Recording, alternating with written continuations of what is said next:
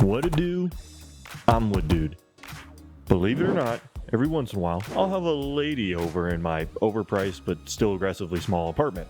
Why are you laughing? And when we get to the bedroom, they always say the same thing. Why? No, they usually laugh and they say things like, wow, a lot of room in here, or some shit like that. And I get it. It looks like you gave a frat dude $100 to decorate a room and he spent 90 of it on beer. But I'm gonna fix that by classing it up and building the best goddamn headboard ever to be seen in a single dude's apartment. Which is, thankfully, a low bar.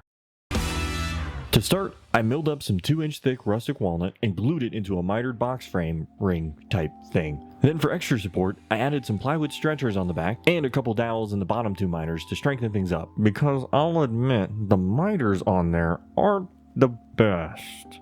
I also rounded the two top corners because I thought it looked better. And after some more rounding of the edges and sanding, we have a completed headboard frame.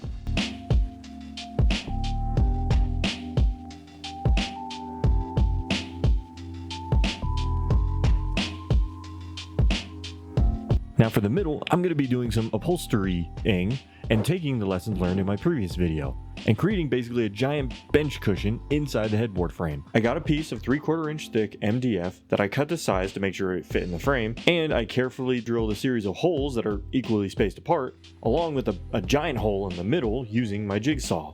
After that, I cut a 2-inch thick piece of medium foam that is just slightly larger than my piece of Swiss cheese MDF. Gluing those two things together with some contact spray adhesive. And finally, making sure to drill or cut, not sure what the word to use here is, some holes in the foam that line up with the holes in the MDF piece.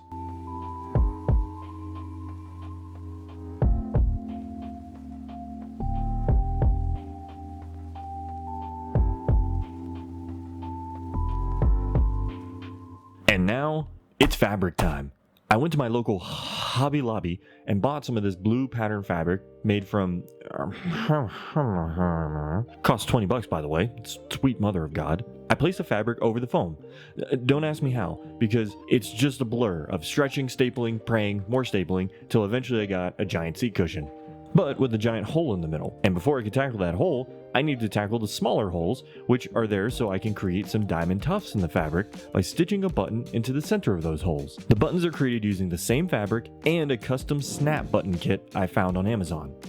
I did this also in the previous video with the kind of emerald green seat cushion thing for the walnut bench. Using some stitching thread, I pushed the thread through the fabric, through the foam, and then through the bottom of the MDF piece and pulled the button tight and stapled it to the back.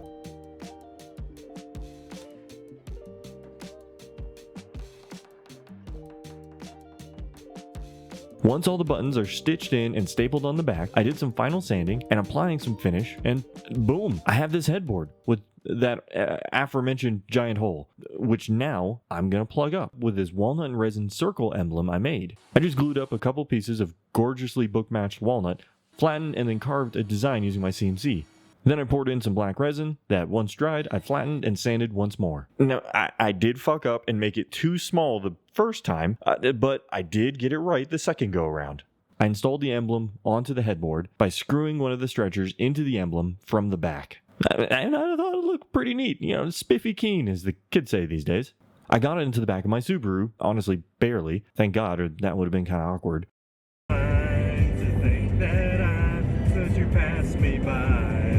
And once I got back home, I needed to add some legs onto the headboard so they can rest on the floor and still sit just above my bed. So I glued on some long planks of walnut inside my apartment, otherwise it wouldn't have fit in my car. Then just installed the completed headboard by screwing into the wall through the legs with some drywall anchors. And now we have a headboard. Are you happy now, ladies?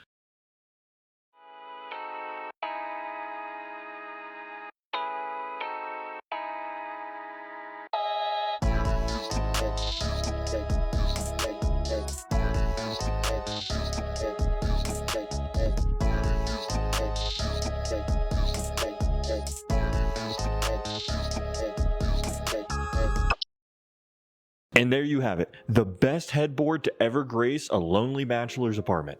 In case you were curious, the project cost about $160 to make and took about 3 days. And if you think this is cool, wait till the next upholstery project video that I have. It's gonna blow this one and all the previous ones out of the water. And speaking of the previous video, I mentioned I was giving away a tray that I made with this maple and walnut woven pattern. I received a whole bunch of comments from you all wanting the tray, which thank you for that, by the way. But unfortunately, there's only one tray and only one winner. So, drum roll please. Congrats to Seth2553. Please reach out to this email so that I can get your details, your shipping address, and we can get this tray over to you. And by we, I mean me. I don't know why I said we. I really want to keep doing these types of giveaways in the future because it's fun and it helps a lot with video engagement. This time, instead of me making something random and just giving it to you guys, I think it would be cool if you had an idea of something you want made and maybe you don't have the tools and the time or the skills to make it, so I will make it for you.